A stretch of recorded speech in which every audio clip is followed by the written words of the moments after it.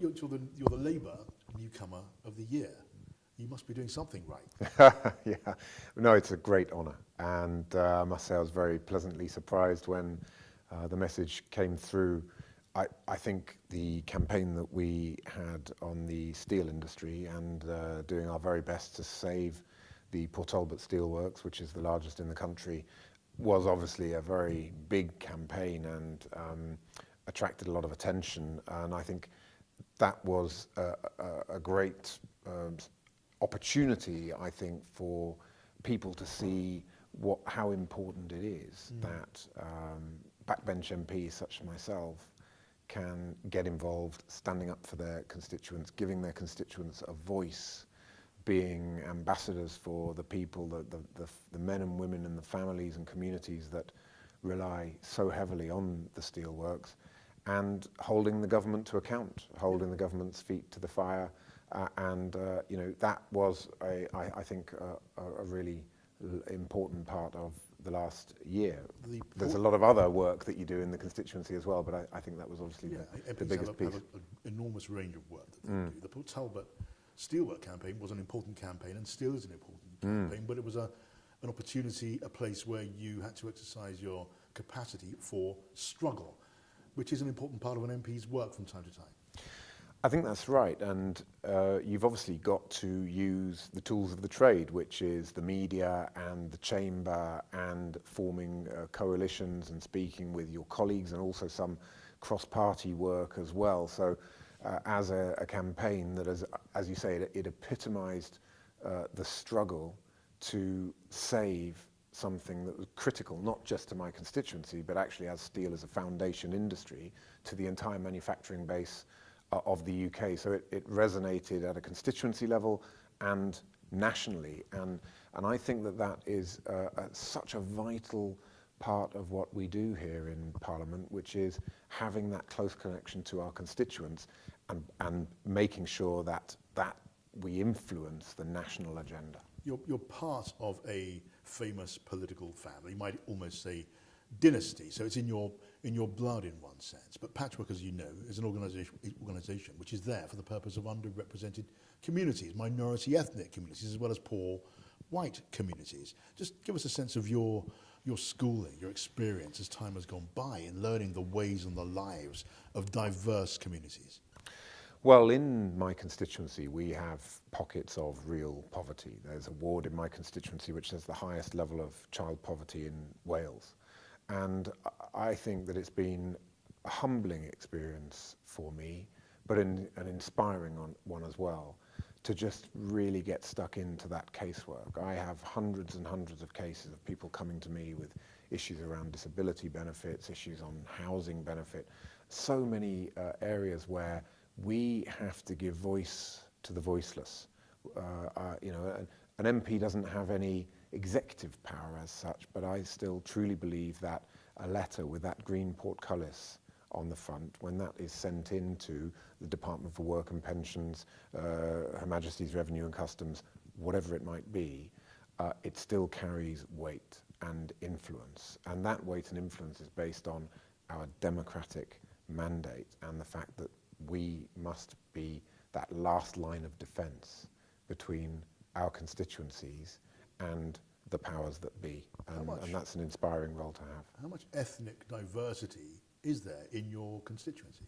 Very, very little. I think approximately 2% of my constituents were born outside the UK. So I think for my constituency, it is much more around, I think, the diversity that we see in terms of class and socioeconomic background across the whole of our country. And I am increasingly concerned about the white working class in our country, and an increasing worry about not engaging with institutions, not engaging in education in the way that we should.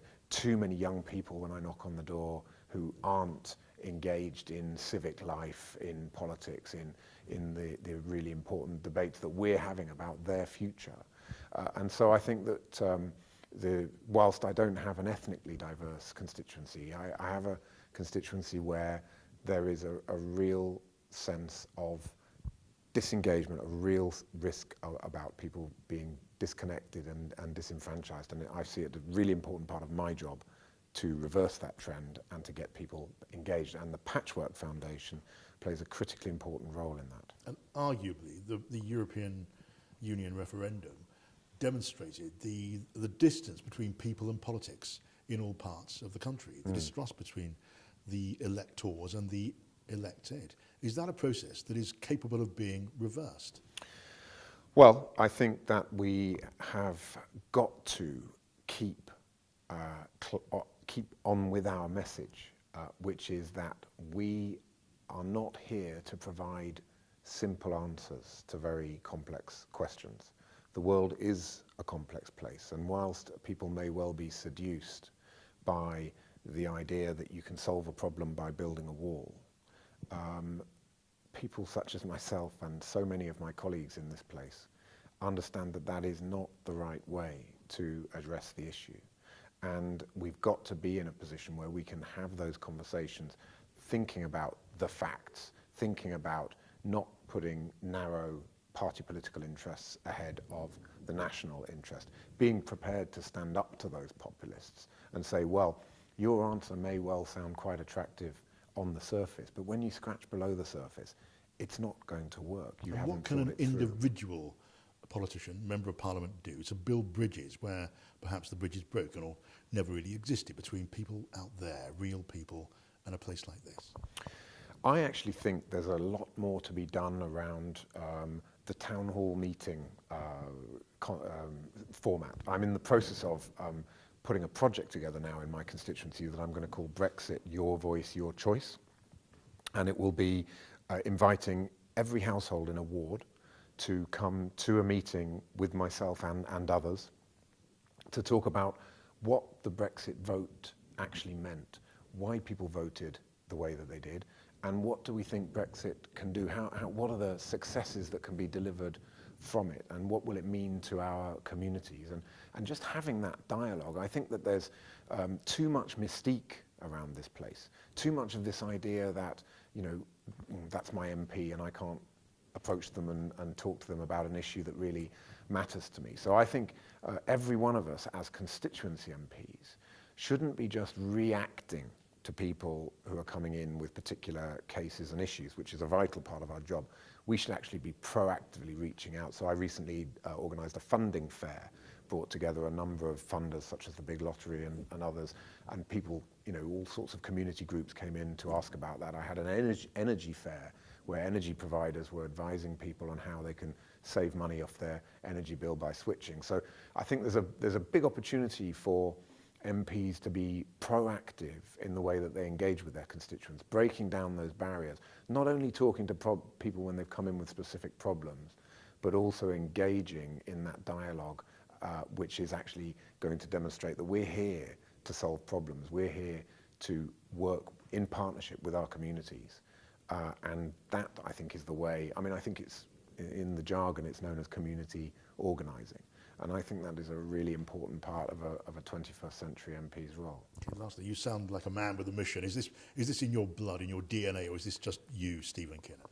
No, I'm doing now a job that I've wanted to do for 20 years at least, and for all sorts of reasons I felt that I needed to wait. And a really important reason for me has always been the need to get experience from outside this place. I haven't regretted for an instant that I waited until I was in my mid-40s before getting involved in politics, because I think it's really important to have that experience from outside. I was fortunate enough to live and work in a number of different countries. I worked in the private sector and in other roles. So